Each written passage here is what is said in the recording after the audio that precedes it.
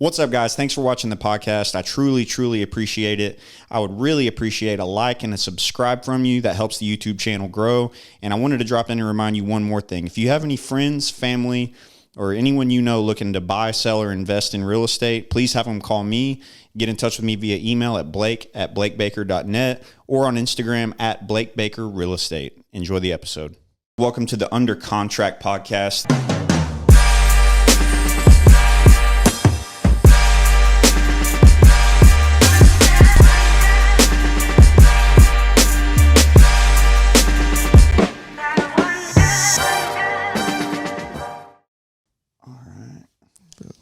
Check.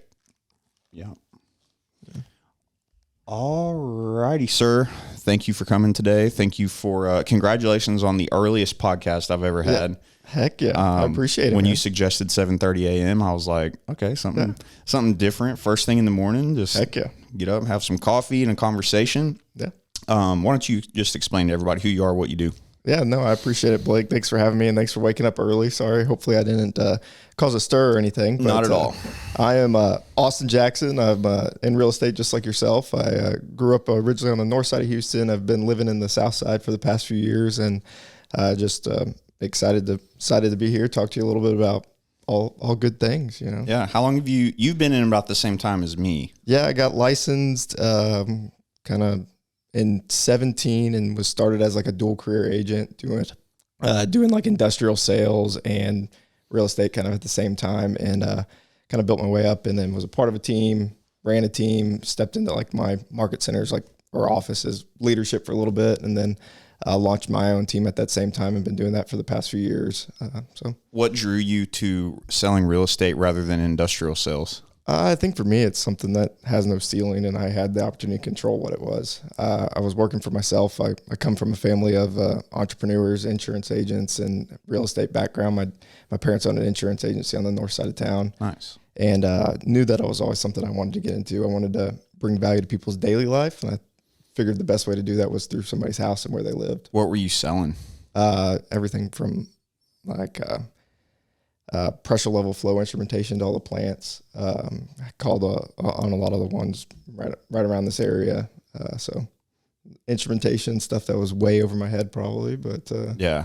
But so you were like cold calling these people, or did a little bit of that, and had like a sales list, and would go on and kind of just visit with them and try to find solutions for maybe if they had an issue in the plant or trying to measure something. Yeah, I'd be able to go in there and well, that probably taught you a lot about actually, selling and following up. And yeah, I was in the store. So my family owned a storage facility in Alvin, which we sold a while back now. But I worked there from 2013 till I got licensed at the end of 2016. Nice. So 3 years.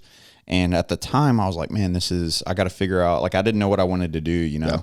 So I was like, I got to figure something out. This is such a waste of time. But looking back, it wasn't. Yeah. Because it taught me a lot about people. For sure. And I think when we went to Starbucks the other day, you were telling me about like a rental property you had or something. Yep. But it really opened my eyes to like how some people are super punctual and they pay their rent on time, and it's like a pride thing for them, and they're never late. And then you have some people where it's like pulling teeth to get rent. And these weren't, it's not like they were paying $2,000 a month rent for a house. It was $185 for a storage unit. And you had some people that just would refuse to pay on time. And I would even give them pep talks. Like, come on, man, like you pay late every month. It costs you in these late fees, and they just kept doing it. I don't understand. Yeah, it's pretty crazy. I'm sure that was a pretty good experience for you and a good transition into real estate, being able to kind of manage people, see what they're doing, and helping them with storage aspect of it. Yeah. Yeah. One thing you learn real quick in real estate is you have this idea in your head about how it's going to go, and it never hardly. For sure. When it matches, it's like, oh, it's a miracle. I can't believe this just happened. Yeah. Just don't say that too quick, because then it'll change real.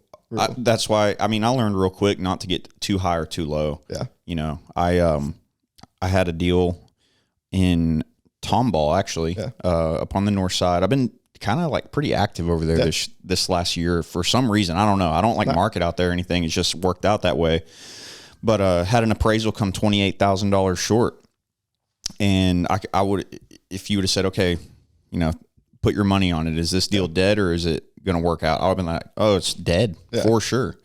And my people were like, hey, we're not coming out of pocket 28,000. And I was like, well, there's no way they're coming down to it. Because the other agent was making it sound like that. For sure. And I told him, you know, it was a sale price of $391 compared to the contract price of $419. Yeah. And I just told him, you know, they want to do the appraised value. And he was like, all reluctant, and then he was like, send the amendment, and I was like, holy shit, I cannot believe. So you just never know. And then some deals you think are a layup, they just something out of left field comes and just kills it. Oh, for sure. And I think that's what's been so crazy, especially the past few years in real estate, is the market just went nuts. So that conversation you had with that transaction a year ago might not have happened. You know, well, the appraisal would have been waived. Yeah. So like people were waiving appraisals, like you said, or just willing to make up that difference. And I think being able to come up with solutions or stand firm is a good resource, especially for people like us that are representing buyers that are going to purchase some of these homes. And something like that happens, like appraisals are kind of different. You know, it's all up to the individual appraiser. They look at the market stats, they look at the numbers, and sometimes they come in a little bit lower than we want them to. Yeah. Well, in this instance, it was, I told the agent, I'm like, dude, I don't see this value. Like, and he was like, oh no, these solar panels they put on are. Oh no, definitely not. Dude. So he said that the seller, and I'm not for or against solar, don't get me wrong, but just listen to what I'm saying.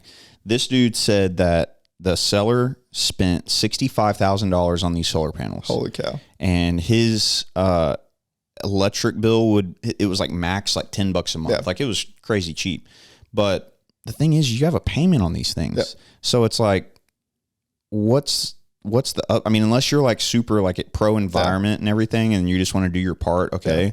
But long story short, he was saying that these solar panels were going to give all this value. Yeah. And so we get the appraisal back. It's almost $30,000 short. I go to the appraisal, Control F. I search the word solar. Nothing. Yeah. He didn't give 1 cent of value to those solar panels. Yeah, I think that's crazy. A lot of people misunderstand that, especially going into the appraisal stage. There's just not enough houses here, especially in our area, like Houston areas, that have them to where they can adjust or make some add value for them. You know, it'd be different if 10 houses the past year had sold with solar panels, and they can maybe say, hey, yeah, these were selling for a little bit more because they had solar, but we're not seeing that yet. Yeah. That might change in a few years. You never know. I think it's probably going to take a while for the appraisers to come around on that type of thing. And I mean, because, you know, you go to buy a house and it's like, okay, here's your mortgage payment. And then you also have $180 a month solar payment. Yeah. Yeah. So, and then they like sell electricity back to the electric company sometimes. I'm not really keyed in on how all that works. No, neither am I. It's a whole different ballgame. Yeah. So what's going on with you, man? You been busy? Busy. I got 2 little girls, a 5 and a 3-year-old. So our youngest turned 3 on Cinco de Mayo. So had a big part. Our neighborhood that we moved into a few months ago actually did a big food truck Friday party for her. So it's nice to live in a neighborhood that throws a party for your daughter. Yeah, and I didn't have to do anything. My wife got cake and had some family over, but other than that, it was good. And then softball just finished for my oldest and got to coach and do some of that stuff. So now it's just real estate, family, and trying to relax a little bit. Yeah. Man, you're about 5 years ahead of my schedule. I'm getting married not this weekend, but next weekend. Yeah, we were talking last week about your bachelor party, and you went to Scottsdale, right? Yes. How was that? Unbelievable. Yeah. I can't recommend it enough. Yeah. And it was April, so the weather was like, you know, it's like a dry, cool air. Dude, amazing. Nice. And it's funny enough, I started looking at houses out there on Zillow. I was like, man, what if y'all got an Airbnb out here or something? And man, like clockwork, everything I'm seeing is about 3 times the price of what it is. Like a 1,500 square foot house would be like, you know, out here that's, you know, in the high 2s, maybe. If it's really nice and in a good area, 300. That's crazy. Out there, 580, 600. That's insane. Yeah. Man. So what's going on in your real estate, man? Like, dude, so I had a really good April, May, closed like 5 deals all in 1 week. And then I was dead as a doornail for like a week and a half. And I'm like, and you would think 7 years in, I would realize like this is just part of how the game goes. Just keep doing your thing. Sure. But of course, I start freaking out. Like, dude, you ever feel sometimes you're just like, when you're in between kind of deals, you're just like, sometimes my friend Kyle said this the other day. He's an agent in Galveston. He goes, dude, sometimes you just feel like you're literally never going to do another one. I was like, man, that is so true. Especially after something like that appraisal. And if it doesn't work out or something crazy goes happen, it's like sometimes, man, do I want to do another one? Dude, and it's trying to get back over that. But that feeling when you do have a 5 in a week or a few at a time, there's nothing better, and being able to serve and help people is just really cool. Yeah. Well, yesterday, it just all of a sudden caught fire this week. So here I am back again. But I talked to you about at Starbucks the other day. I talked to you about starting a team. Yeah. I actually got that going. Heck yeah. So you've got one new agent that's joined you, or do you got 2? No, I got one. His name's Zach. He went to Deer Park, actually. Cool. But he was living in Brownsville. His they have I'm not really super familiar with that area, but he was telling me it's mostly a vacation home market, like where he's at, like on the beach. Close to South Padre and all that area. Yeah. So he's from here, but he was living down there, and he's back up here now, and he's kind of like how you started. He's got a job, but he's got apparently a pretty flexible one where he can like help me with my TC stuff during the day. But like yesterday was my first ever taste of being out running errands, running all over town, and then having him he put in 2 listings and wrote an amendment for me. And I'm like, dude, why did I not do this? Difference. Oh my Lord. I was like, why did I not do this sooner? No, that's awesome. So, with him, so he was doing it there. Now he's got here dual career. How's that working for you other than being able to have some leverage?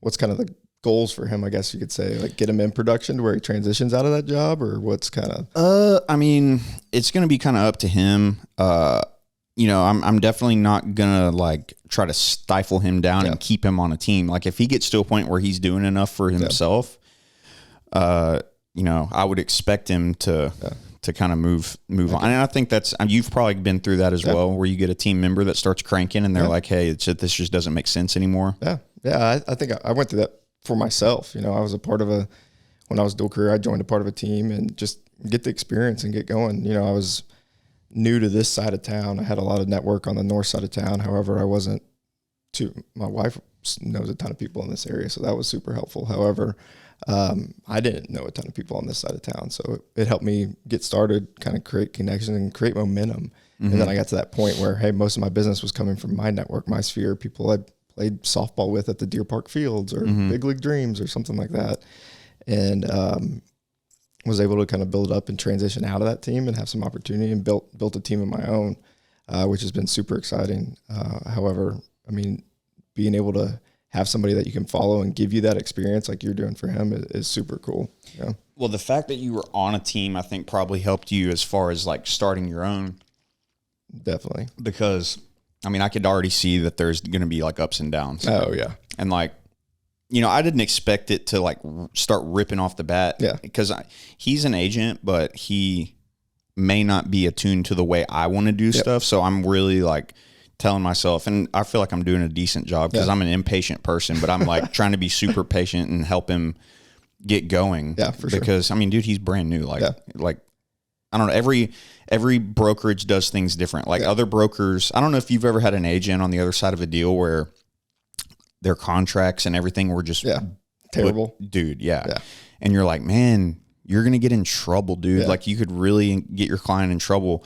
Like I had a lady one time leave an option period blank. It's crazy. Like you want to give your client no option period? Heck yeah. Insane. Yeah. So like my brokerage is super compliance based. Heck yeah. Like that is drilled into us. Yeah. We have constant classes on contracts and everything. Yeah. And I know yours is the same way. Keller Williams is pretty gnarly with all that. Yeah. We definitely kind of, I don't want to say overkill, but it's there. And like we're forced to it, and it's double checking everything and making sure, just so we're making sure we're serving our clients to the best, and they're also protecting us in case something does happen. So, and I think on that team side of things of building a business, I think it's exciting for you to have him joining you. And there's also those ups and downs, like you said too. kind of figuring out how you can support him and what he's looking for at the same time. What are some of the ups and downs that you've been through with teams? I think there's a variety. I think, I've gone through the side of being an agent on a team where, hey, it creates that momentum and then it gets to that stage. Okay, where's the value and how am I getting supported, or what does that look like, or just the struggles of having to do something a way somebody else wants to do it. Right. And then when you're building your own team, like for me, I've got two awesome ladies that are agent partners on my team. And then I've got a virtual assistant that's in the Philippines that kind of helps them do some back end things. And then I've got a third party TC that I use every now and then that helps on the paperwork to help keep me compliant. However, just being able to support your agents. And for me, like I want to bring so much value to them where they trust me. Mm-hmm. And I think that's where a lot of my struggle comes from, is like, man, am I doing enough for them? Am I helping them enough? Am I supporting them? Am I allowing them enough opportunity for more business? So I think that's something that it's been a up and a down for me. There's times where, there's tons of business coming in and everybody's running all over the place. And then there's moments where it's a little bit slower. And when it's slow for yourself, sometimes you can deal with that. But when it's slow for the agents that have trusted you and put their faith in you to help them grow their business, and it's slow, it makes it a little bit more difficult. So because you feel responsible for them. Yeah. And it's not necessarily how they feel. Like they don't want me to feel responsible for them. They're able to do it and they're able to build it. And, I do those things. However, I guess it's just the type of person I am. I want to be able to do so much. And sometimes that's a struggle to kind of look through and go through that process. Yeah. And then, but you also don't want somebody that's sitting back, chilling, totally dependent on you. You want to teach them how to kind of start doing their own thing somewhat. Yeah. And I think that's the big thing. A lot of people join teams because they want leads or they want business. And our team was a little bit different. A lot of our business comes from our sphere and network and community. So it's how do we work together to do that and develop that, and not necessarily, hey, here's a ton of leads that are coming in, but hey, we're going to be out there and we're going to build business the way that we want to, and we're going to attract people that are like us and want to work with us and help us and allow us to help them and serve. So it's been fortunate so far, and we've had a lot of good opportunity. Yeah, it's funny. Our beginnings are, I wouldn't say like polar opposite, but a lot different. Yeah. Like whenever I first got licensed, it was I was with Remax, but it was an office that's no longer open. Yeah. But I knew the owner, and I told him, I said, hey man, I got my license. He goes, okay, let's come up to the office. Let's, sit down and talk. Yeah. And he sat there and he showed me all the plans, like to be an agent here, you can pick a higher split and pay nothing. Yeah. A medium split and pay a little bit, or like a great split, but pay quite a bit. Yeah. And I literally didn't know. I was like, man, I don't know. Like, what do you think? And that one decision right there could have sent me one way or the other. And he was just like, man, I think you got what it takes. Yeah. Don't give me all your money. Yeah. I think you can do it on your own. Yeah. So I picked the nearly $1,000 a month. Yeah. But with the 95/5 split. Yeah. And I learned real quick, say you do the 50-50. Yeah, you don't have a monthly payment, but say you have a month where you close, 10 grand GCI. Yeah. You got a $5,000 desk fee that month. Yeah. For me, I know what my desk fee is every month, and it was a no-brainer, but I always am appreciative that he told me just like, hey, I think you got what it takes. Just do your own thing. Yeah. But on the other side of that, I didn't have like a bunch of like formal training. Yeah. It was very, it was kind of just learning on the go and trying to figure it out. Yeah. And I think for me, it was being dual career. My wife was pregnant at the time when I was getting licensed and kind of getting started in real estate. And I knew for me, like, how was I going to support my family, especially if I decided to go full-time real estate. I'd got in it for like a month and I would go to classes, do stuff. And it was, man, I just want to get going. I want to be out there seeing how somebody does it and seeing what it looks like. And that's when I had never met the guy that the team I ended up joining. He was just the one that was his like second year in real estate. He was closing 100 deals already in his second year. It was insane. He was just nonstop. And so I just reached out to him, sent him like my resume. I was like, hey, I'd love to interview for like a buyer specialist role. And it's like, now I know the guy really well. And it's like, he was, never would have, like, I didn't need to send my resume or didn't need to do that stuff at that time. But that's coming from the corporate world. That's what I thought how the process worked. Right. And I knew for me, like, I just want to be around somebody and get some like learn and engage and be in the transactions. I had a job that was paying my salary. I didn't necessarily need like the full like income from it, but I wanted to build up and be able to go into it full time and be able to set that foundation. So I learned a lot from him, from going on appointments, from talking to clients and going on listing, just being able to be a sponge and kind of learn and react. And I think that helped me a ton for being able to kind of launch my career and do really well the first year. You know, I think I mean, in the first 8 months, I think I did like 20 transactions in that time frame. So like it was, and a lot of that was from just being a part of that team and just being able to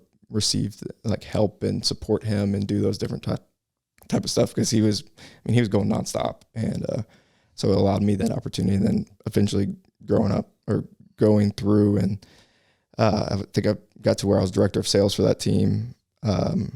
We had like 8 agents on the team that I was kind of running. And then he stepped into a market center leadership role. And then when it was probably my time I started thinking about kind of building my own team. When I started having really every single one of my deals was coming from my network, my sphere. It just didn't make sense for me to necessarily be a part of that team anymore. Right.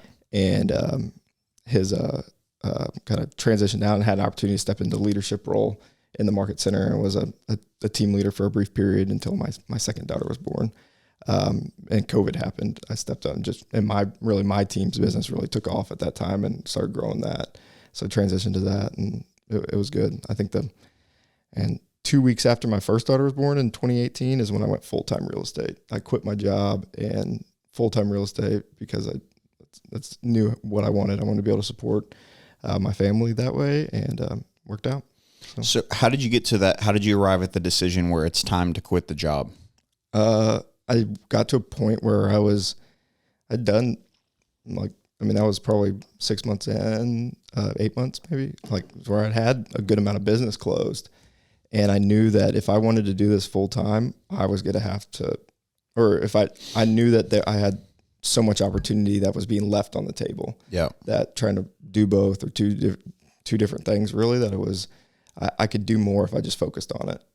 So that kind of really took me to that step of like, hey, if I'm going to do this, I'm going to need to go full time and really have that opportunity for that uncapped ceiling was where it was at, and I think, it allowed me it pushed me too at that same time.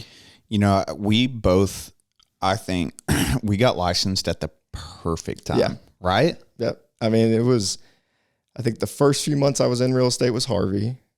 And super like. I started about 6 months before you then. Yeah. I was like January pretty much. I think, I was like March, April. Okay. When I got licensed and didn't really I was still working those first few months and then joined the team like 2 months after that. So like summer. So that's when I really got started. So like right at Harvey time is when I got ramped up. And a lot of people were like, what's that got to do? Kind of like with the pandemic too. Like what's that got to do with the real estate market? But Harvey blew up the real estate market for a little bit, with investors and people flipping and selling or people needing to move. It just kept activity moving and going. And the ones that didn't flood in Harvey, man, their values shot up and people were selling. And then the pandemic comes around and just caused a whole nother frenzy of real estate that no one anticipated. That was the craziest. That went the complete opposite direction I thought it would. Yeah. Because I tip like January, February, March are typically my slow months. Yep. And I was like really slow at that time. And then March was when lockdown started. Yep. And I'm like, oh, dude, I'm dead in the water. Yeah. Like this year's chalk.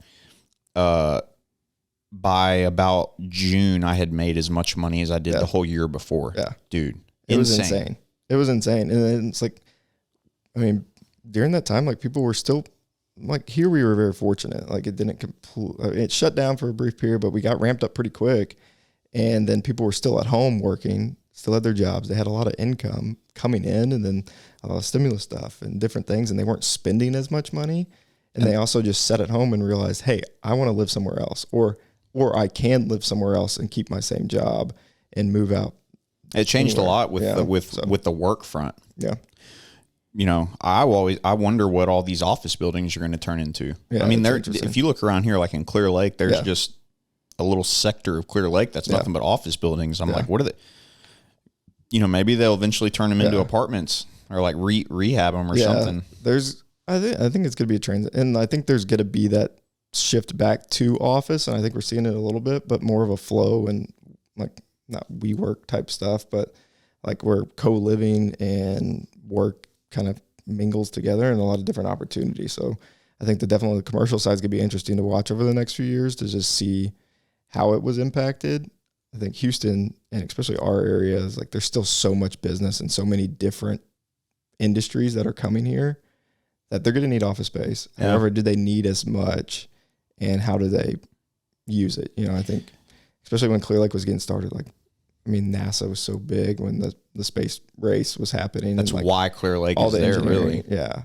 And that's why it was annexed by the city of Houston, too. So they didn't say, Clear Lake, we have a problem. It's Houston, we have a problem. Clear Lake, we have a problem. That's funny. But the pandemic, that was the way that whole thing went down was so unexpected. But we got a taste of like a somewhat normal market. 2017, 18, 19, 20 happened. That's when things just got weird, not only in real estate, but everywhere. And these people saw the market take off, and they see these realtors on Facebook and Instagram, and they see the low hanging fruit, and they're like, hey man, I want to get my license. And it seems like there's 2 to 3 times as many realtors when I first got in the business, the amount of people that are realtors that I know now, obviously I know a lot more realtors because I work with them, but like friends, so many people have gotten licensed. Yeah. And I think there's like 40,000 licensed agents that are part of HAR and the MLS. So there's a ton. And I think right now it's like for the past few years, people had the opportunity to do it. And I don't want to say it was easier market, but there was just so much business out there. And people had time to get their license and go through that process and do working that. From home and stuff. And it's something that always is exciting for people. So, and especially if people in your sphere and network, they see your success, and then they want to come into it and see that. And also, hey, it's a tough market, and there's especially now as we shift back into a more normal market is what they're predicting for the most part. And that's what really we're seeing the past few months of this year, is that it's getting back to a normal market.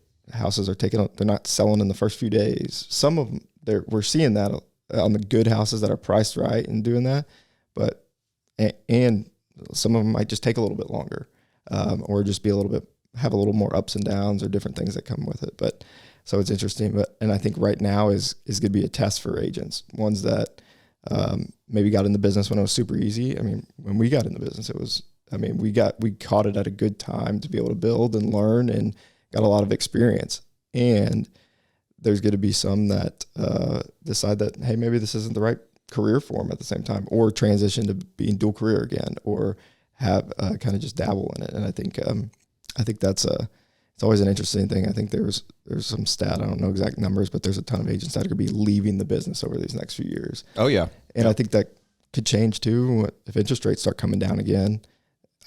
Here in our market, it's probably going to cause a frenzy again if interest rates get back even to the low 5s. I think that's when, right? Because right now we just don't have people selling to where there's enough houses available, so there's still low inventory. If interest rates come down, then it might entice some of the people that are living in their first home maybe to upsize or go and make that move finally. Yeah. I mean, transactions are down, I think 20%, and then active listings are up like 65%. Isn't that crazy? Year over year. Yeah. It's crazy. So, but I always tell my people, and they're like, oh my God, interest is just so high right now. It's like, compared to the last year or 2 years when it was 2.5% and 3%. Yes. The record unheard of rates. Yeah. And that'll probably never happen again. But, so this market has definitely sharpened me up. Yeah. I'm finding myself when I'm doing CMAs now for listings, when somebody says, hey, what do you think I could get for the house? Yeah. I'm a lot more careful. Yeah. Not that I wasn't careful before, but my point being is you could just kind of, as long as you were in the ballpark, if you were like high, you would get those waived appraisals and stuff. Yeah. It's just it's definitely knowing your numbers and being able to evaluate houses like properly is a big advantage, especially for experienced agents going in to get these appointments or get closing deals more too. And I think how do we serve our clients and help show them through that? And I think, it sounds like, you know your numbers, and when you're doing those CMAs, and how do you have those conversations with people? I think that's the big important thing. Yeah. And momentum is a big thing with that. And like you were saying earlier, the good ones in good locations are still going really quick. I had 2 in Village Grove right there off Fairmont and Space Center. Literally there was like one here, and then there's like a little corner, and you could see the houses. Yeah. And I listed this one, sold it for $10,000 over asking price. I couldn't believe it. Yeah. I was like, wow, right now? Yeah. And happened. Then that helped me justify a little higher list price for the other one. Yep. And sold that one for $10,000 over. And now I have another listing in Baywood Shadows, which is right there. That's my in-laws neighborhood. Basically the same neighborhood. Yeah. But have it coming up, and I can tell that client now, hey, I sold this one, which helped me justify this one, which is going to help me justify yours now. For sure. So since our original conversation, her list price has gone up based on what I've sold. Yeah. So that's where you really catch momentum as an agent. For sure. And I've got something similar to that. We've got a listing that's coming up today or tomorrow in the reserves at Clear Lake. Nice. And we've been talking to them for the past few months and trying to figure out like timing for them and what it looked like. Even longer than that, to see what works for them. They've got a business on this side of town. They opened up another business on the kind of like Spring Branch area. So they wanted to get a little closer to that one as they launched that location. And they've kind of just waited on their timing as they built up. And like when we originally talked to them, it was probably under 700,000 that we were going to list it at. And now we're at 750. Just because of where the market is, and we're seeing houses that are selling at that price point and still building market. And I think a lot of people were scared, especially with interest rates going up, that, hey, the market's going to crash or the prices are going to go down. We haven't seen that. Price values are still raising in most areas, especially in our like Houston, greater Houston area. I think there's some pockets where maybe not, where it shot up so fast. But with us, it's not going to be a 20% year over year increase in value, but it's going to be back to that kind of 3-5%, maybe a little bit less, but you're still seeing the values go up in houses. So I feel like our market, it isn't very sexy, but it's like all the billboards on 45, all the industrial stuff. Yeah, but it's very consistent. Yeah. I heard, like in 2007, 8, 9, where like California and like Michigan and all that, they were getting hammered by the economy, by the housing bubble. People were saying how bad it was, but an older guy I know was like, we didn't really even feel that down here that much. Yeah. Other than paying $4 a gallon for diesel. Oh yeah. And then what is it now, man? I think I paid $3.29 the other day. Yeah. For diesel? Which, because I would, So, but I remember back then, one time I was in Sugar Land. This was in summer of 08, and I saw a sign $4.99. Holy cow. Out in Arizona, dude, it was like 5 something. That's crazy. Yeah. No, but back to like kind of our market and what we're like Houston wise, I think, like you said, it is pretty stable. It's not the sexiest market, but there's a ton of opportunity here too. There's different industries like we talked about earlier, and different things that can kind of help support people, from the plants and the industrial side to the medical to the space and different things. So it's really cool to see. And there's a ton of stuff coming to our area. Oh my gosh. All the flyway, I don't want to say Flywire, but all the stuff that's coming like by Topgolf and the new HEB off El Dorado. In-N-Out Burger. In-N-Out Burger. Yeah, I saw your post the other day. You're pumped for that. Yes. I'm not going to start the In-N-Out Whataburger drama, but it's ever since the Midwest company bought Whataburger, it's not the same. Dude, it is not the same, right? No. I don't eat like drive-through food like that very often, but when I sometimes I'm like, I just want a little Whataburger, a little late night snack. Yeah. And I was expecting like what it normally was, but dude, it just wasn't the same. And then it was like real greasy. Yeah. Yeah. So I'm excited for In-N-Out to open.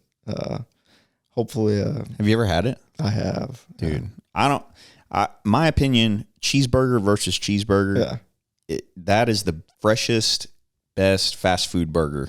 And like my cheeseburgers, like I just like cheese and bacon, and then like the sauce that they have is good.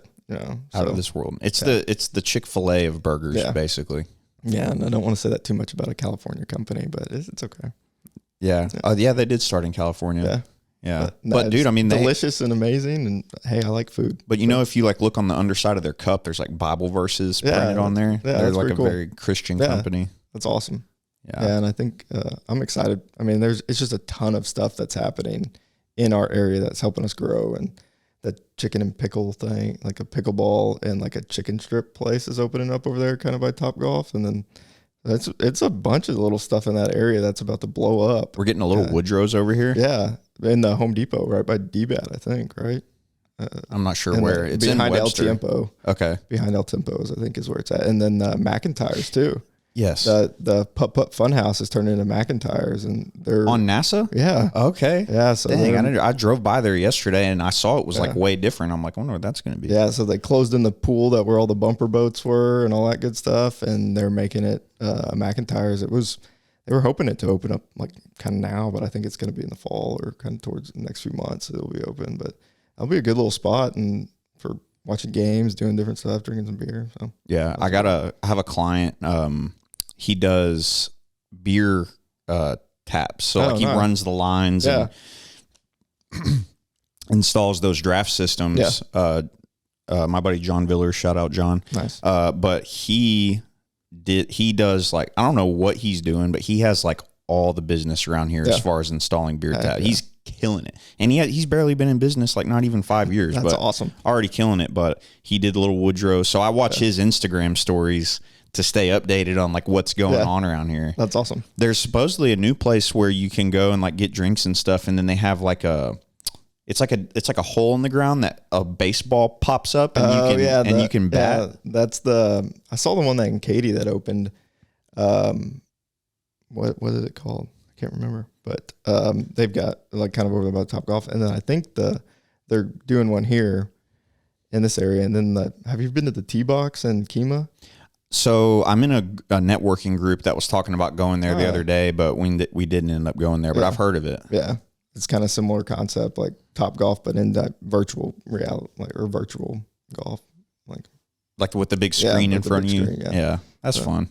Yeah, the simulator. So.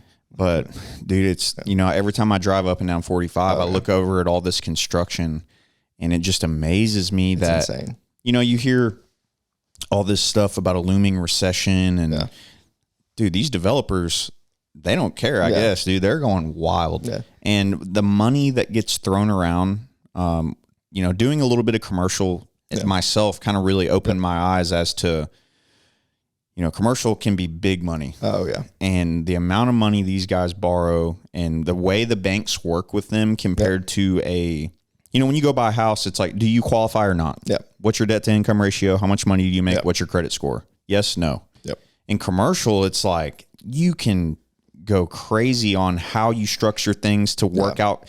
You can kind of custom tailor your loan to how you're doing things. Yep. And especially in development where, you need that money up front, and then you're not going to get a payoff until the whole thing is done. Yeah. That was very eye-opening to me. And every time I drive by somewhere where there's a bunch of construction or like a new neighborhood, I'm like, I want to go talk to those guys. I just want to go, what's happening, who's in charge here? I want to sit down with you and just ask, like, where'd you start? How did this happen? Yeah, it's pretty cool. Like, I dabbled in the commercial a little bit last year too, and it's exciting, and seeing like the different opportunities and the things that you can, I don't want to necessarily say make happen, but the different opportunities that are there and the different ways you can structure and how you can get creative and do some stuff. And I think that's exciting. I was listening to another podcast the other day, though, that says that could be a little bit of trouble too, because some of those people that did do some different structured ways for financing on the commercial side are going to get beat up, a little bit too. So it'll be interesting to see like what happens over the next few months on the commercial side. I think that's a market to watch, and I still think like Houston wise that there's still some opportunity here to be able to, especially in our area with what's being developed and what's coming. So Well, it's all going to be on what interest does because, in commercial, it's all about your return on your money. So when interest shoots up, you got to make a way bigger return. So that's going to kill a lot of deals and make prices come down. Yeah, there's a lot of people that bought kind of right before the interest rates kind of starts going up on the commercial side, and similar to like the ARMs and stuff like that. Well, if they locked it in, they're fine, hopefully. Yeah, and on the commercial side, some of those aren't always locked in, so their rates are going to be skyrocketing more so than they thought. So it's do they have it filled, and how are they spread out, and how are they kind of protected, I guess, on in their other investments too at the same time. So it'll be the experienced and savvy ones are going to take advantage of the market and be able to create even more income and wealth for themselves and everybody else that kind of falls through. And then there's going to be some that maybe struggle through it too. Yeah. So subdivision development specifically I'm like fascinated by that. Yeah. And like, I was talking to an attorney I know who's also a developer. Nice. And he was telling me like how they kind of he developed this neighborhood. Yeah. And he's like, where do you live? And I said, Victory Lakes. He was like, oh, I developed Victory. I'm like, what? But he was just explaining to me a little bit about the loan structure and everything. Yeah. But what a lot of those guys do is they come up with a number they need to develop the neighborhood, and then they settle on an interest rate, and then they do interest only. They don't even touch the principal. So they're just paying to hold that money until the neighborhood's done. Then at that point, when they're done, they pay the principal. Yeah. I guess they pay the principal back. Yeah. And then take what's left over. Yeah. But yeah, I mean, I guess when the houses start getting developed, that's when it really values and everything kind of starts skyrocketing, and then they can either structure it whether they've sold the properties to like a builder or having a builder that does it, or are they the builder too. I think there's different ways, and then a lot of those people have like their own financing companies too, or private money, like or they have a lending company that they own, and they're making money on them, equity groups, and all the different stuff. So it's cool to.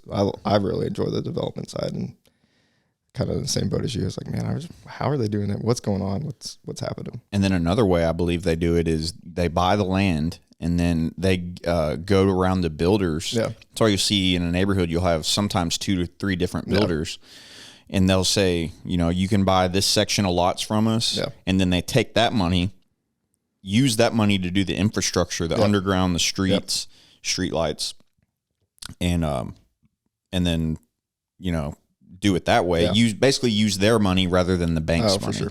For sure. So interesting stuff, man. Yeah. It's the more you look into it, the more you realize you don't know. Oh yeah. And there's and how much opportunity or different avenues that you can get into, too, at the same time, or different ways that you can kind of grow your business, or different stuff at the same time. Especially with us being real estate, I think that's the biggest thing I've learned.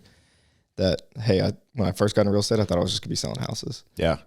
However, I've had so many different opportunities that come through it, whether it's starting different businesses or getting into like coaching and developing others, or trainings, or just being able to invest in real estate myself. It's opened up so many more doors than I could have ever thought of. And it's not just one house at a time, or there's so much more you can do. I never realized how much I enjoyed helping people. Yeah. Specifically, like agents that are just getting in the business. Oh, for sure. I love to be able to say, look, man, here's what happened to me. I want you to not go through this heartache that I had to go through. So if you were to give advice to somebody that's brand new, starting out right now, especially in a little different market, what would your piece of advice be for them? I would tell you, I would tell my 2016 self this as well. Start making video content immediately. Start a podcast immediately. I don't know why more agents don't do a podcast. Dude, I mean, like, if you're watching this and you're thinking about doing a podcast, start. Yeah. Like, so like this, for example, me and my buddy Nick Cohn were going back and forth for over a year. Like, man, we're going to start a podcast. Yeah. Well, he lives in Blanco. So he's like, we don't have the opportunity to get together as much as we want. But it was just kind of like how I started my real estate career. One day I was like, you know what? I'm ordering the stuff. I'm going to start. Like, it's not going to be pretty. For sure. And then it's gone from, this was just, see how the rest of my house is painted, the carpet. That's how this room was. Yeah. Now you got a whole studio and you got it going. It's crazy how things, if you just start something, you never know where it'll go. But what I would tell an agent now is start getting comfortable on camera. Yep. That's the wave of the future. For sure. What are people doing all day? Yeah. Sitting on their phones and going, yeah. Yeah. So you just have to be in front of people. Don't be a secret agent. That's the classic saying, but pick a lane that you're comfortable with, that you're somewhat good at, and you're not going to be good at everything first. Like for me, I learned real quick, like cold calling and door knocking. That is not, that's not, that's not me. Cause I hate getting cold called and I hate strangers knocking on my door. I don't, not my thing. So, and don't, just because you feel like something is bad in the moment, it may not be bad. Yeah. So COVID happened and showing slowed way down. Yep. And I thought to myself, how can I still put myself out there? Yep. So I started making videos. Yeah. And I started with my cell phone with no microphone. Heck yeah. And just, if you go back and look at my first YouTube videos, they're bad. Yeah. I mean, dude, they're so rough. Oh, and my expression is, you know, the housing market. It's just like I go back and I'm like, but I had to make those to learn how to make how. Sure. Now, if you look at like the stuff I'm posting now, it's like way more refined. I've learned how to do it. But at the time, I was like doing it out of desperation almost. Yeah. But now it's become like my bread and butter. Yeah, for sure.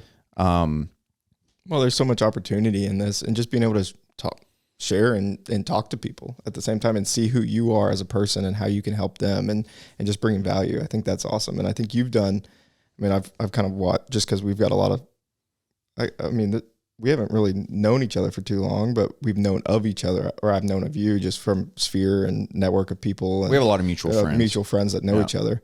And it's, I always kind of watch and see what other people are doing, and you have come a long way, and your content is good. You've got good things of value to people and insightful stuff. So keep doing it and making it happen. I think I had like a little, I think I got 6 episodes in on my podcast. I was having somebody else doing it and I was paying for it. So I wasn't as savvy as you getting all this stuff set I'm just up, cheap, bro. Yeah, no, that's for me. It's like, I just wanted things to be perfect and I wanted to have it. And it's like, sometimes it can't be, you've just got to do it. And I've had to learn that.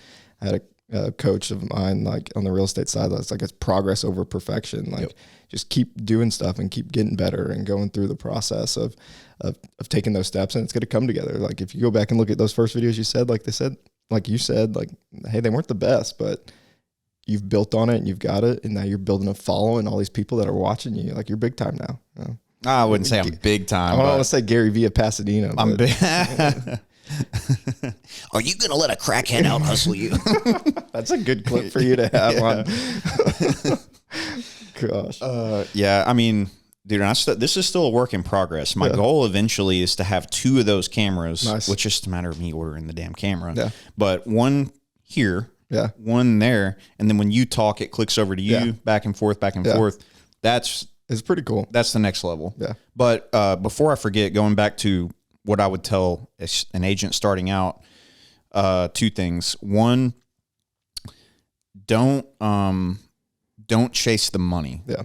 Don't go into a transaction with someone with that on your mind. Yeah, for sure. Go into the transaction and say, whether this closes or not, I want to give this person, I want to help them do what they want to do, for one. For sure. And I want to help them, I want to make them feel like I'm on their team. Yep.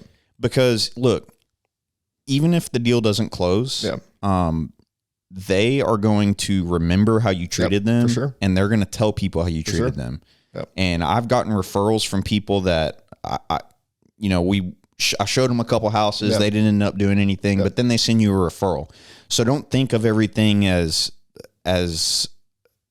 okay, we're talking to this person, and then how are we going to close them? Yep. Think of, let's just see what they want to do, feel it out. And, I don't know how other agents do it, but if you walk into a listing appointment and, it's a big, nice house, and you sit down with them and you say, so why are y'all selling this place? Yeah.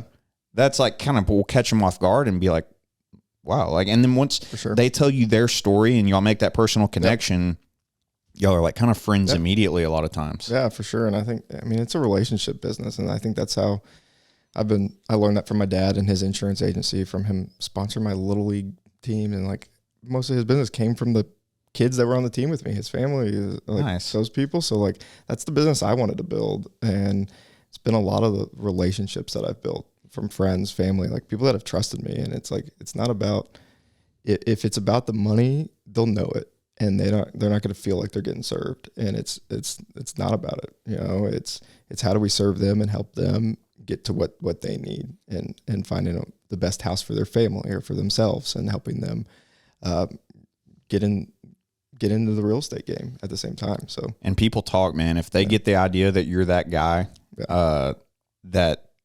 that is just about the money, for sure, people will talk. Oh, for sure. Because I've done deals where they're like, oh, I used this agent before and he was, and it's like not positive feedback at all. And that's why they're like calling me instead. So it's cool. I mean, you have to develop sort of a bedside manner. I wouldn't consider myself a salesy guy at all. But I am good at finding common ground. I can find common ground with almost anybody, I feel like. For sure. Yeah, and I think for us as real estate professionals, we're a fiduciary.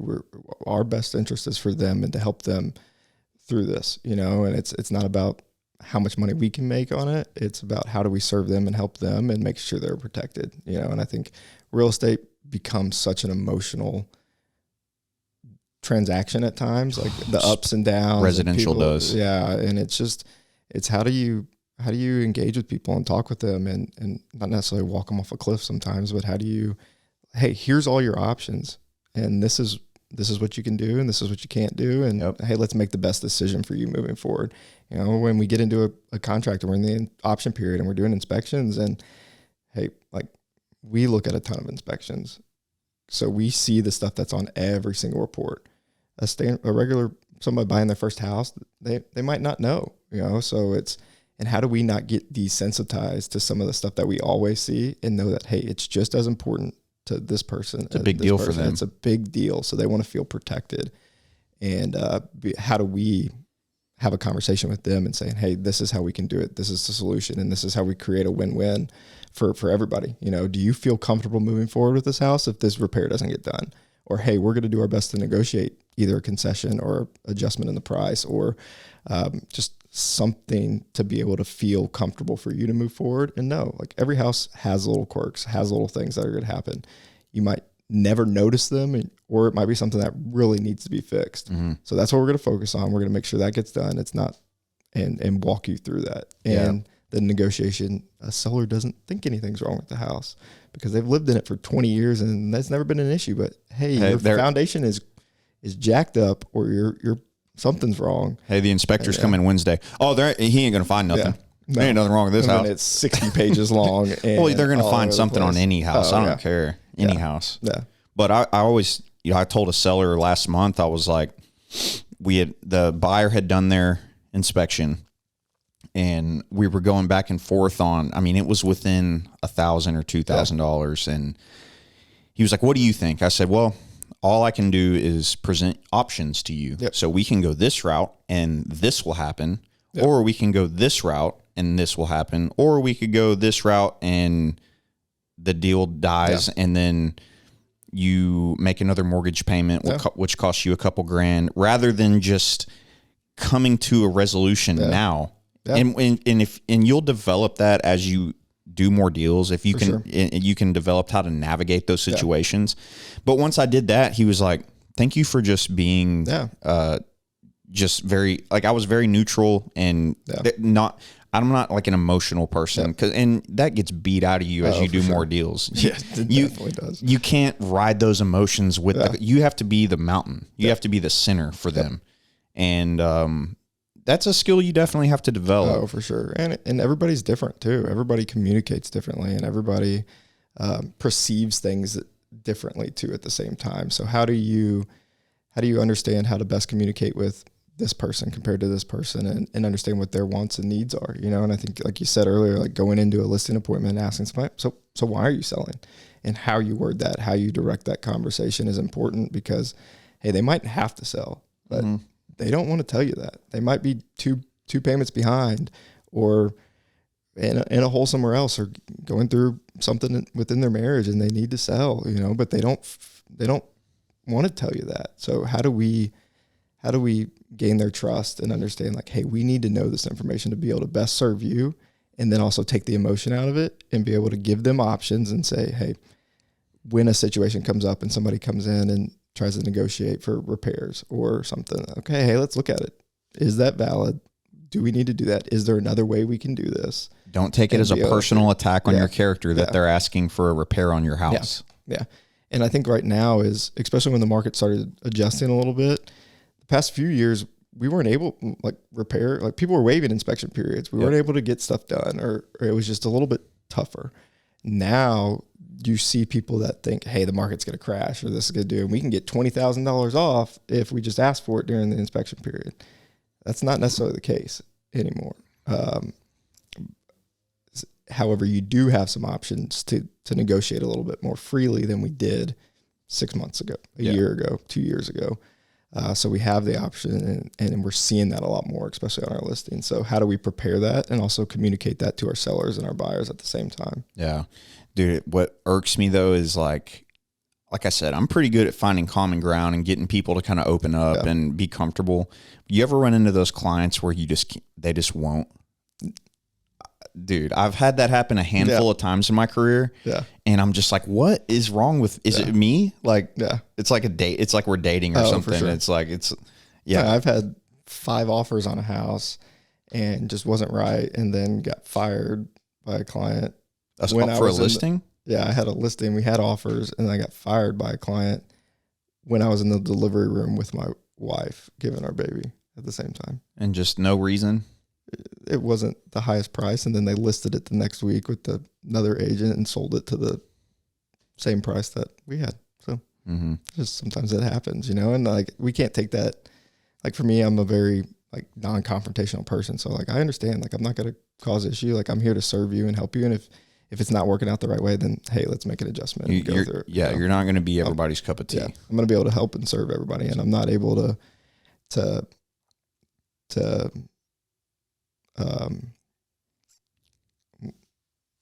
there's things that we can do to help and serve people, and sometimes it just they have different expectations or different things, and it's a struggle. So yeah, I had a guy one time. It's actually a really good family friend. Yeah. I've sold several of his houses before then and since then, but I had this. It was bad. In old Pasadena.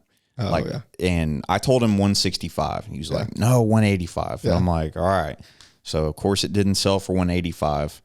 We dropped the price. And then I saw him somewhere, and he was like, came up and we were talking, and he was like, you got any bites or anything lately? I said, well, I got an FHA guy, and I've been going back and forth with him, but I don't think that house is going to be able to go FHA. Yeah. He took that and ran with it. Yeah. And next thing you know, he says, pull it off the market. Next thing you know, it's listed with some other dude. And I'm like, what the hell? He was like, well, you just acted like you were too busy. Yeah. You acted like you didn't care. Like it was on your back burner. And I don't feel like you're very hungry. Yeah. I was like, dude, I literally was like, what are you talking about? Yeah. Like I literally was doing everything I could to help you sell this house for the most money possible. Yeah. And guess what it sold for? Right where you said. 163. Yeah. He sold it for 165 and it appraised for 163. Yeah. And then we talked about it later on, and we're cool now, and I've sold properties for him since then. But dude, at the time I was pissed, but I was like more like hurt in a way. Yeah. It's hard not to take some of that stuff personally. Especially when personal relationships and stuff are involved too. And it's also setting that aside from personal to business and going through. I think that's something that we definitely had to learn over time, and how to best do that. And we look at numbers in houses all the time. We understand like, hey, what's the market doing? How's it happening? And being able to understand that. At least I think ones like agents that are experienced and have done deals, good amount of deals, are able to interpret that and go through that process. And when people want to get the most from their most money out of their house, and sometimes going in with the right strategy to be able to do that, and for us to be able to communicate that, sets it apart. Everybody wants to get the most, and they want to say, hey, let's list it a little bit higher because I want to see if we can get it, and we've got time. That might be the worst mistake you can make, because there's 3 things that like affect you selling a house: the price, the market, and the condition. we can control the price, like we can control the condition. We can't control the market, really what's happening, but the market drives the price. We look at the market based on what the condition is and helps us determine what the price of the house is.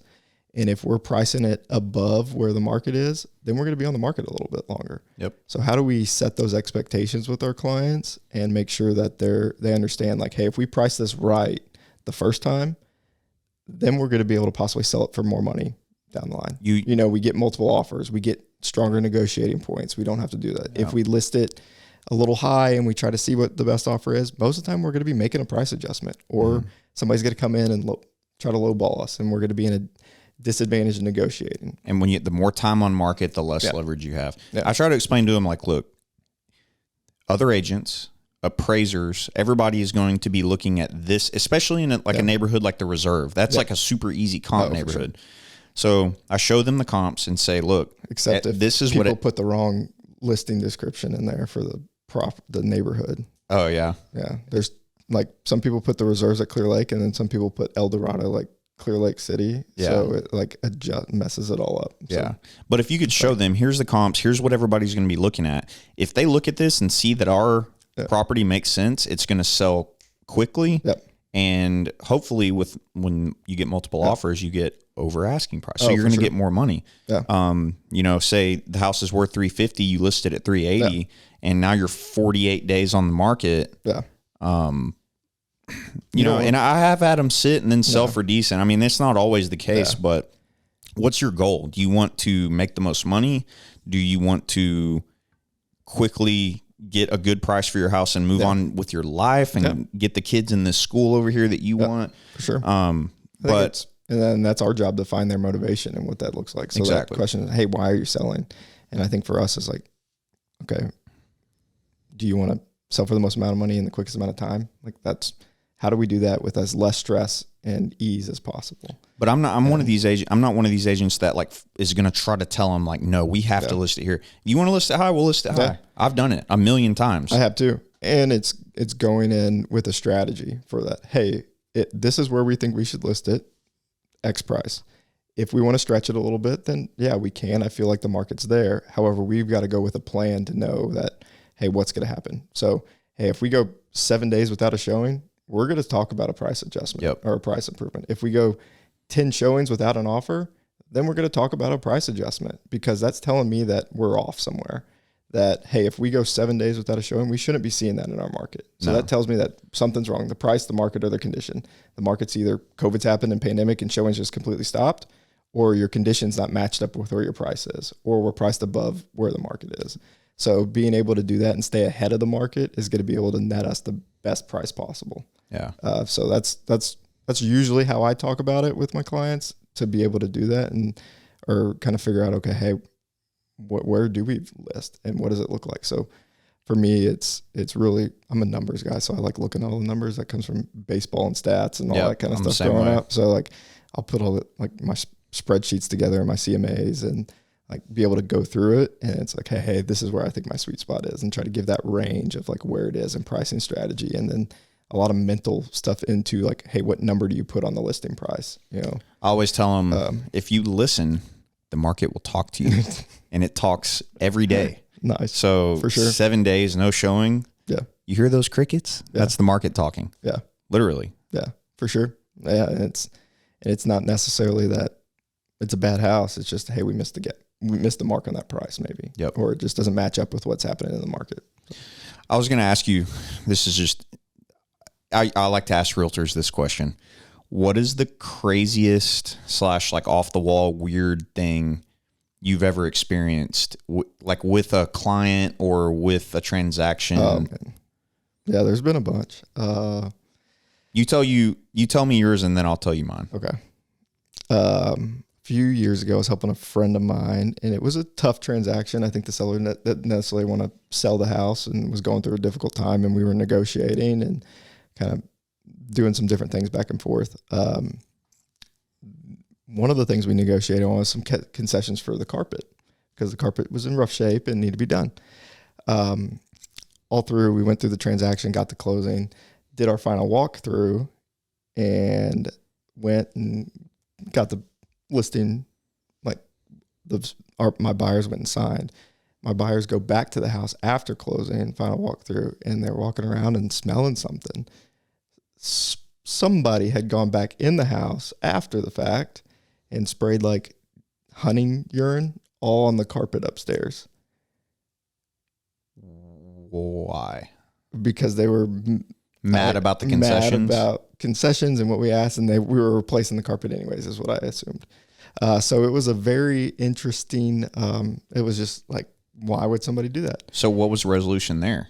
Oh, it was a whole ordeal that I think I can't really talk about online. But there was a process, but like somebody had, so we did our walkthrough, went and closed, and then there was a jacket like left on the stairs. So we knew somebody had been back in the house. We knew somebody had done something since we had done our final walkthrough, because that final walkthrough is we go check, make sure nothing's wrong with the house, nothing's going on, that type of thing. So my clients went there. My clients called me late that night, and I went over there to just try to help them like change the locks, because they didn't know if somebody got in after or what happened or that type of thing. So was changing the locks, and the seller showed up while I was there. And I was like, I didn't want my clients dealing with it. So like I walked out, and like she was supposed to get a package delivered to a house, and she was accusing them of stealing the package because it was en route. But she was probably coming to get her jacket because there was evidence that she had left it there. Yeah. And she didn't expect us to be there because we closed late in the evening, and it was 9:00 at night. So she was coming back, and she was saying a package would be delivered. So my client like hid on the stairs and took a video of me talking to the agent. She like threatened to call the cops on me. And I was like, actually, they own the house now, so yeah, you're go trespassing. Ahead, come on. So it was a very interesting transaction. But hey, it happens, and you never know what people are going through, and it's just kind of understanding where it's at. But that was definitely the craziest one I've had. You deal with enough people, you're going to get some Lulus. Yeah. So mine, it was a referral. It was a listing referral from I'm not going to say who, but a very good friend of mine. Yeah. Someone I trust and still trust with everything to this day. It was a relative of theirs. So I get the listing, and at the appointment, it was one of those where I was having a hard time making a connection with the person. Yeah. I could tell what I was saying was just kind of going, whew. Yeah. They had like something in their head, and they weren't listening to what I was saying. Yeah. So list the house. I'm not going to say when it was, but sell the house. And I was doing the deal with an agent that I wanted to make a good impression with, a very seasoned agent in this area. And I really wanted to do good so I could do more business with them in the future and make a good impression. So, so it was COVID era. We're about a week away from closing, and I'm telling her, I'm like, hey, you need to start getting ready to move. She was moving out of state. So I was like, what's the plan on, like, what are you doing with the stuff in the house? And I'm like, the house has to be completely cleaned out at the time of closing.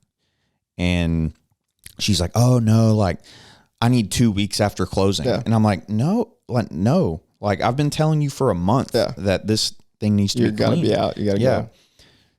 The buyer gets COVID. Oh, so I call her. I say, look, you need your 2 weeks. You got your 2 weeks.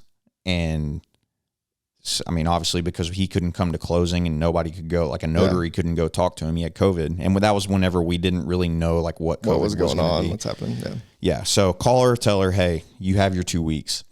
So I go over there the day before closing. The house is still full. And I'm like, dude, I had a serious talk with her. I'm like, she's like, oh, the moving trucks are coming tonight and we're going to get it all out tonight. Oh, God. And I've moved, dude. I know how it goes. You think it's going to take a couple hours. It takes 3 days. Yeah. So, let's see. It was the day before the buyer goes to final walkthrough. House is full of crap. Yeah. She swears up and down it's going to be cleaned out. So next day they close. We close. I didn't go to closing. I think it was maybe mobile. I can't remember exactly what happened. They weren't letting us in closings at the time. That's what it was. That's what it was. So I get a phone call later that day from the buyer's agent, and she's like, hey, the house is full of stuff. So I go over there Dude, she literally just walked out of the house. Oh my gosh. She left the furniture, all the beds and everything upstairs, food in the fridge. Oh my gosh. I'm literally like cleaning food out of the fridge. Holy cow. Yeah. And I felt so bad. And I told the other agent, I'm like, dude, I promise you, I've been telling this lady for a month. And she was understanding. And I think they had ended up having like a maid or like a clean out service come and do all this stuff. But I'm like, man, that is such a rotten experience for that buyer. He's buying a house. He's excited. He wants new and like to be his place, you know, and somebody that doesn't, and you never know what's going on in their personal situation. They left They left a wet towel hanging in the shower. Like they had like taken a shower, dried off, left it there. Oh, like time to move. Let's go. It's like a hotel. Gone. Yeah. Ironically, this client, I was referred a relative of theirs later. Yeah. Easiest, best transaction, the best, easiest people to deal with, nicest people. Yeah. And I'm like, wow, that's real estate in a nutshell. Yeah. Like you never really know. Yeah. You never know what you're getting into. And it's like, you never know what people are going through at the same time too.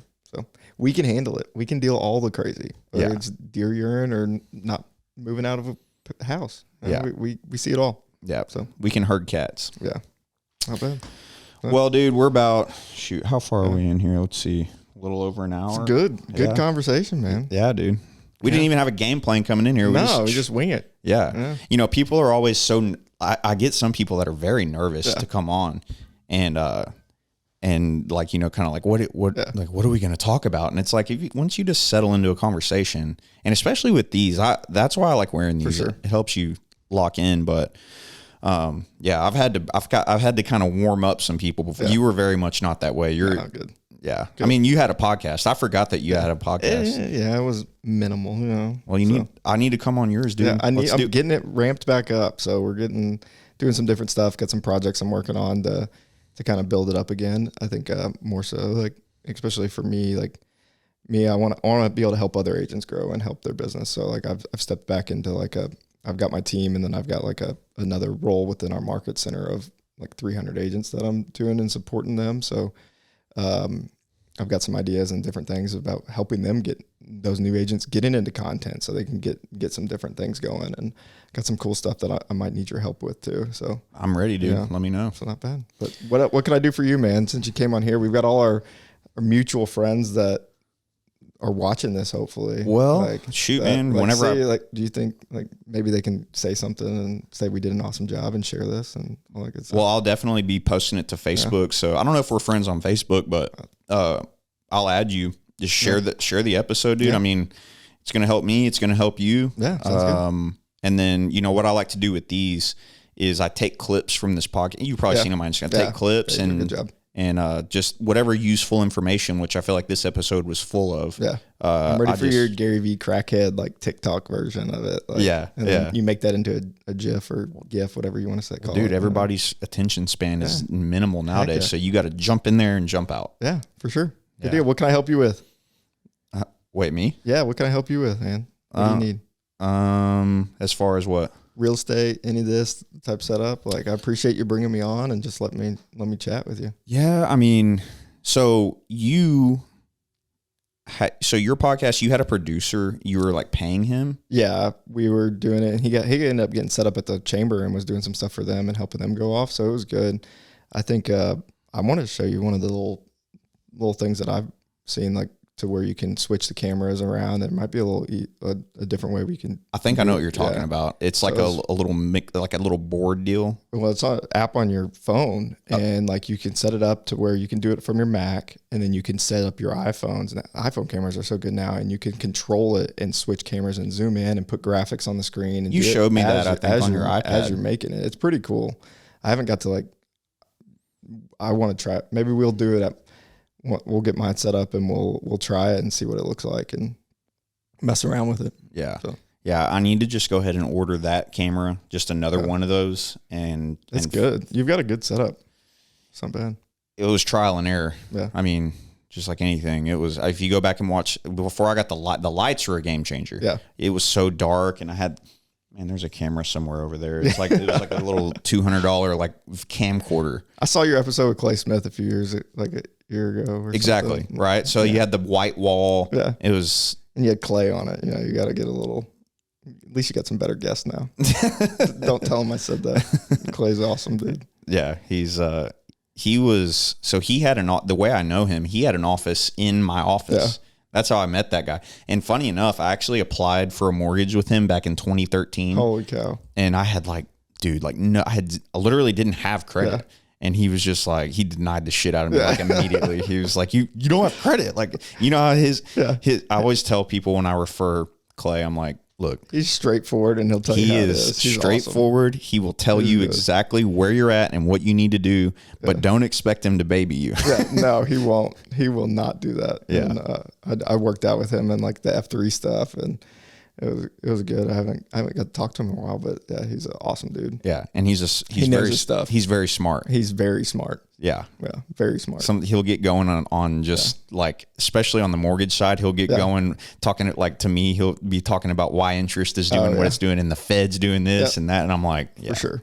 So this episode brought to you by Clay Smith. Yeah. And if you need to get hooked up, Blake can help you find a house, and Clay can help you finance it. Right. Yeah. Or you can help. Yeah, we can do both. Maybe I got the listing, you got the buyer, and we're good to go. Yeah, dude. That's the beautiful thing about this business is I feel like the old school guys used to go for now this is so cliche, but a good saying to put it in perspective is it's not about getting a bigger piece of the pie. It's about creating a bigger pie. Oh, for sure. Yeah, and I think that's awesome. And for both of us, we're different brokerages, different businesses. We do different things. However, we can work together, we can help each other, and we can help each of us grow our business, you know, get a little bigger piece of the pie, or bigger pie, so we can all get a bigger piece. There's more than enough business to go around for everybody. Sure. Yeah, exactly. So thanks for having me on, man. Cool, bro. Appreciate it. It's only it's 8:50 now, so I'm about to go to the gym, I think. So Heck, nice. Yeah. Nice. I got some appointments and some stuff happening, but we're good. Cool. All right, dude. Thanks. No problem.